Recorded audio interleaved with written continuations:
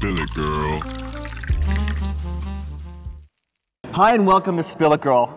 So, here's what's happened on The Bachelor Canada. They're in the Mayan Riviera and there's two girls left. It's Michaela and Lindsay. They're having their dates, they're having their chats and stuff, but Michaela's getting really insecure because Chris seems to be shutting down as Michaela keeps opening up. So she's going like this and he's going like that. It's very, very concerning for her. I thought she was going to be the one, but now I don't know. Like, I genuinely don't know who he's going to pick. Neither do I. Do you have a theory? I've got a theory, and I'll tell it to you in 1 second. So they go on a date on a pirate ship, and then Lindsay gets always the sexy dates. Have you noticed? She's doing a massage in the mud with Chris, and it's like a yellow mud, so Chris looks like Bart Simpson, and she's like all over it. She's like just going to town on him. No wonder like Chris likes her so much. He's got a chub the whole entire time they're around. Anyways, both Michaela and Lindsay get the fantasy suite, aka Pound Town, and they both take it. They both take their ticket to Pound Town. We don't know that that's what they're doing. Well, we don't know, but I'm saying someone looked relieved in the morning. This is a PG show. And it was Chris. Also, guess what? Surprise! Chris's parents are in the Mayan Riviera too, and they get to meet the girls. They meet Michaela, and they love her. Who wouldn't like Michaela? Michaela's like cookie cutter, perfect girlfriend. She's very like vanilla. She you is. know, like she's not quite like strawberry. She's vanilla, which is good. I mean, everyone likes vanilla. Everyone likes vanilla, yeah. And the parents meet Lindsay, but the concern is the same as they were for Lindsay's parents, only Chris's parents aren't demons and they're a little bit nicer. They're concerned that she's too young, that she lives in Vancouver, that she doesn't have her stuff together. That her family has a hold on her and won't let her go. Her evil sisters are gripping on her really, really hard. So anyways, the mom and Chris have a talk on the patio. And Chris cries. Oh my God, he's human. I really am enjoying, seeing him let out a little bit of vulnerability. There were moments I thought if you cut him, he wouldn't bleed. Like, but now, you know what, he's just like everyone else and he cries. And his mom said some great things about vulnerability. Yes, and he does have a really good relationship with his family, which is something that you saw in this episode that you haven't seen before. No, you've heard him say it, but you haven't seen it. Yeah, he's his mom's baby. And family is very important to him.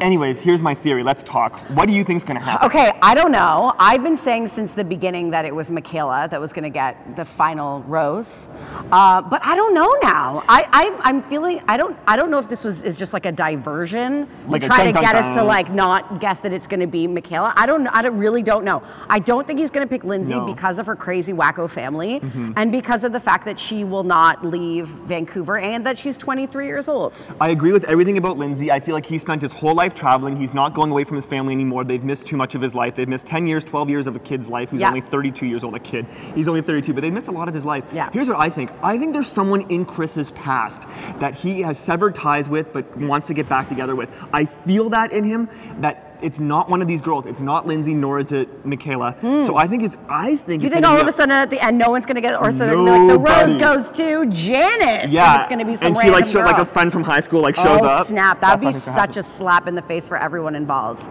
Well, right now we get to hang out with Catie Fenn. We loved her. She was our favorite person on The Bachelor, and she had the best family by far out of anyone. And she's got spirit. Yeah. She's got spirit. She's fun. Ian's gonna talk to her right now. I can't wait. Cheers. Welcome to Spill It, Girl. We've got Catie Fenn here from The Bachelor Canada. Catie, you're one of the most loved characters on Bachelor Canada this season. On the Women Tell All, I noticed you were trying to like explain yourself, and then Noaa interrupted you, and I was like, let her say her speech! You know, like I felt bad because I was like, she wants to finish saying something, and he didn't let you. What were you gonna say? What I was gonna say is that dating in The Bachelor is a unique experience where you have a limited amount of time. There's several other women, and so you really want to share everything about yourself. And so I felt like I was talking and not doing as much listening because I really wanted to share with Chris about who I was and what I was about in this really unique kind of dating situation. It's an important lesson, I think, to learn when you're dating, because I think there's so much pressure, especially in this kind of like pressure cooker situation, to explain so much about yourself to the person and kind of sell yourself. But it is important to listen. And I was dating someone once, and they dumped me, and I was like, how could anyone dump me? And my friend was like, well, maybe they want to date someone who shuts up sometimes and, you know, talk less about himself. Like, and I was damn like, it. That's something to consider. Something to consider. But you know what? You're lovable, and it was great. What is Noaa's job? Noaa's job is to well, number one, date card. Number two, letting us know when the roses are. But he's also just there to spice things up. So we would always get so excited when he would come in. I want Noaa's job because he's also he's a host. He's a host of Carnival Eats as well. I want that job. He just walks in and everyone cheers and he just like hands out stuff. I don't know what else he's doing. You are a champion, Noah. He's the best. Every time he walks in, everyone just cheers. It was fantastic.